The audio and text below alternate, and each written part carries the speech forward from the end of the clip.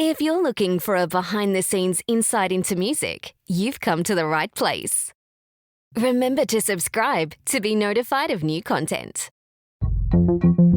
Many have said that music has healing properties. Well, in 2020, we have faced a 1 in 100 year event with the COVID-19 pandemic, and music is one element that has helped carry us through. But this pandemic has changed our life in so many ways, especially so for Australian singer-songwriters who were once accustomed to performing their music in a live setting. Join me as I unearth what goes on behind the scenes during these COVID times across the Australian music scene. This is Behind the Music with LED. Hey, my name is Valence and I'm based in Melbourne, Victoria. I'll describe my music as a bit of pop, a bit of electronic dance, a bit of R&B incorporated into like one kind of electronic genre, I'd say. And then you have a bit of Middle Eastern influence too, and Greek influence, just because of my cultural heritage, which is Greek Cypriot. So yeah. So what led me to become a singer-songwriter, music producer, and remixer was the fact that I do come from a musical family where music is so important to us in our day-to-day lives. My dad was in a Greek folk band back in the day. And also my sister is a singer-songwriter and is in cover bands and is doing her own stuff now too, which is quite exciting. So we just kind of bounce ideas off of each other and see what we come up with. I do more production and music, music arrangement and audio engineering kind of stuff. But I also love to sing and songwrite. But that's kind of secondary for me. But at the same time, I want to do both because, like, for me, the world is limitless. So, like, why not just do all of it? I also studied music at Australian Institute of Music in Melbourne from 2015 to 2016, which was an awesome experience. I got to know more about the stuff that I do. I didn't know anything about music theory back then, and I kind of do now. And it's just made my production and my musical knowledge much better. So when you first start out to do music and try and get more serious with it, you kind of think that you're going to have an instant success, and because that's all you see, like on Australian Idol, X Factor, Australia's Got Talent. You just kind of feel like, there's like this instant success that when you start, you're going to get it, in a year. And that's just not the way it is. And I've been trying so hard to just get my name out there and to get my, to get my name as a music producer, as a songwriter, as a singer, to really get people to notice what I do. And I kind of feel like I do a good job, but at the same time, I feel like the Australian music industry needs kind of a retouch in a way. I feel like that people who try and do commercial stuff like the way I do, I feel like you don't get noticed because you are just commercial. But then when a major label looks at you, you're saying you're just way too indie. Do you get what I mean? So when I try and do more commercial stuff, independent labels are like, you're way too commercial for me. And then when I do the same thing, I feel like major labels are like, you're way too indie for me.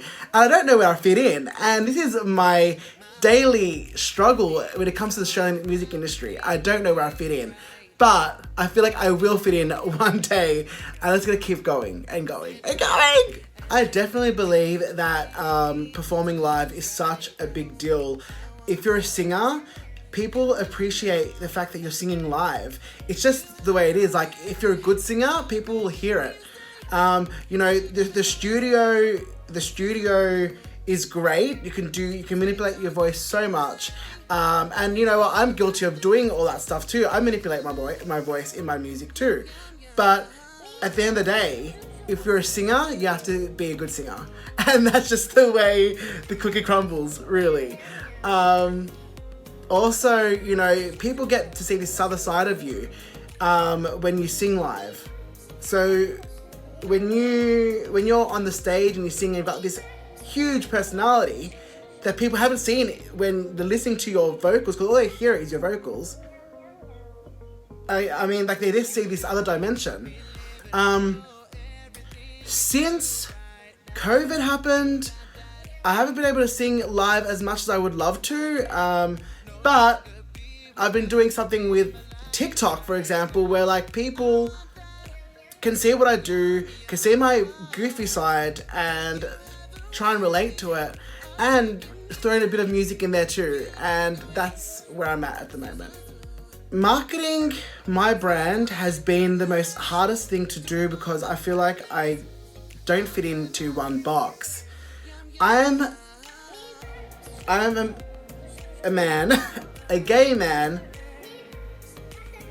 a gay European backgrounded man, that looks a certain way. Like, I'm not the pretty boy next door. I am like the guy from the suburbs, but at the same time I've had this like really feminine side to myself being a gay man, and it's just like, how the heck do I market that? And this is where I'm just trying to like market myself using my different songs that I do.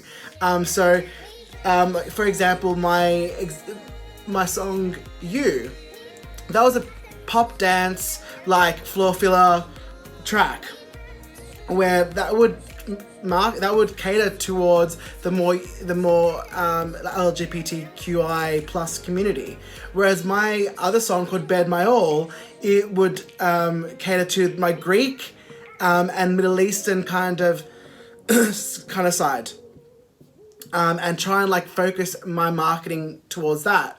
Now I've got this new song called Sweet Talkin', Mi Pan Susum Sum, where I've tried to market it to TikTokers, like people who use TikTok and know that sample. And it's just been like hard to like just get like, what is my main audience? I can't figure it out. And because I want to cater to like a lot of people with my music. Do you get what I mean? I don't want to be only one note. I want to do like this thing and that thing and that thing. Do you get what I mean? I think that's my problem. Also, so you know, my marketing skills, you know, go to Spotify, where like I email Spotify playlist curators when I have a new release, just because that's the easiest way for me to get my music out there. You know, I email them, I send them an Instagram message, a Facebook Messenger message, just so I can get my song out there. And sometimes they ask for payment, and it is actually illegal for them to ask for payment, because it's kind of like the payola scheme back in the 1950s or 60s, I think, where like that was illegal. People used to pay people to play their music on radio. And this is kind of like a new way to do payola, where people pay in order to become on a popular playlist, to be on a popular playlist. And I mean, I've felt victim of that. At the same time, I do it, I kind of still don't do it. It all depends on how much you want it and how much you'll sell your soul and your money and your morals to get to where you want to do, to get where you want your song to be. And that's all there is to it. So my biggest highlight of a musical career would have to be when I went to Cyprus, and I submitted a song for the Eurovision Song Contest back in 2013. Yeah, and I sent my song in, I emailed them, sent my song in, told them I was a Greek Cypriot boy from Melbourne, Australia, and they loved the song. They liked it so much. That was like my first single under my name Valence, called Scared. So, I paid my ticket. Me and my dad went. So we both paid our ticket, went to Cyprus. This was back in 2012, September 2013. 2013. And so in November 2013, went live on stage, on TV, sang, and that was so fun, surreal kind of experience. They judged my song, they judged my voice. They said, you just need to work on your voice. But they loved the song so much that I went to the second round. And from there, that was the top 20. I went to the top 20 of that competition. And then I went to the second stage, sang again. Again, they said your voice wasn't up to par, which is, I guess, understandable. But, because they want the whole package, and that's just the way it is. But they love my song. And I went to the top 20, and I got out of the competition after that. But it was the most funnest experience of my life, and I loved it so, so, so much. And to this day, I'm very proud of that moment, because I got to be a part of the Eurovision experience, and that's, my dream, to be part of Eurovision, so, yeah. Community radio has helped me somewhat. I have gone on airit.org, and where I've put my song onto that platform, and then they've shopped my music to different radio stations, and independent radio stations. And yeah, it's been good, it's been positive, to be honest. At the same time, I kind of wish there was just a bit more of a personal touch to it. I feel like I was just putting my song in a machine, and then the machine was just doing something. And it wasn't as clear, I didn't know where my song was being played. So if I want to get some royalties from radio play, I didn't know where the heck to play it. That's with airit.org. I don't know how to approach a radio station, and what the best way to do it.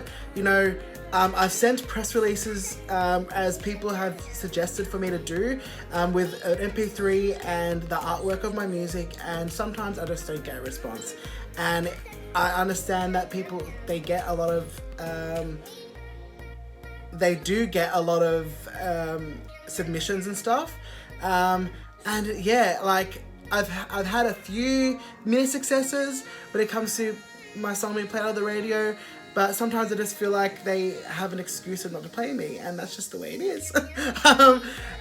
I don't know, even, with Joy 94.9, I've tried so many times to get my song on the radio. I say that I'm a gay man, a gay cis male that does pop music, and they kind of just, I feel like I haven't gotten that support from that community, and that's just the way it is. And as terrible as that sounds, I just wish I had the backup from the gay community with the music I do. I just feel like I just don't.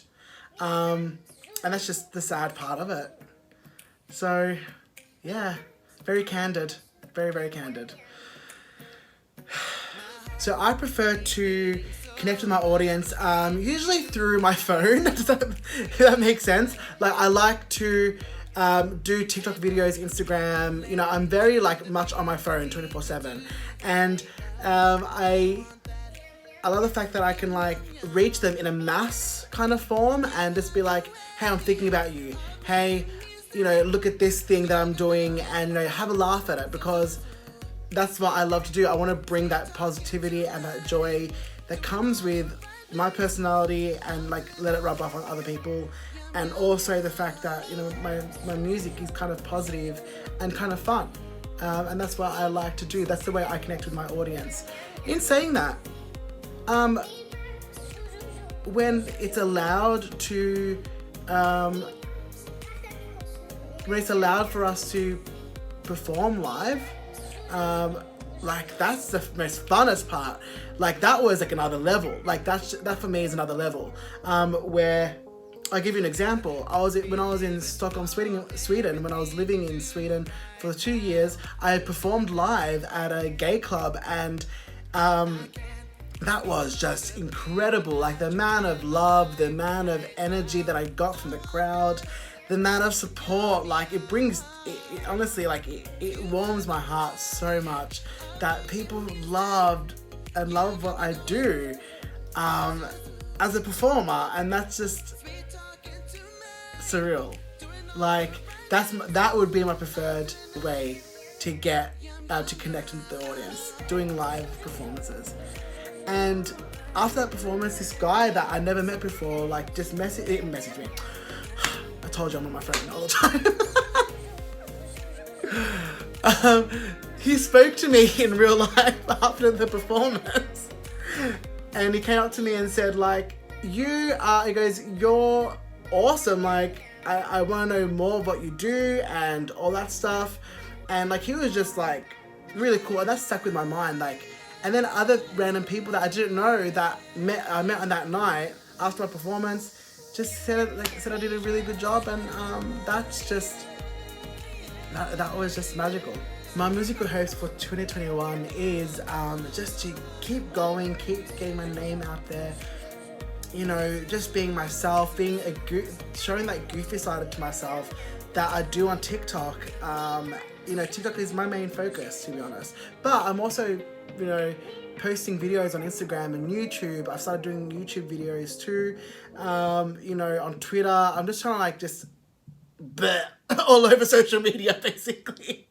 So that's my main focus. So, like, marketing myself in the way that people can relate to who I am. Because 2-3 years ago, I was just posting music on Instagram and people were like, who is this guy? I don't know, he just sings and songwrites and that's it.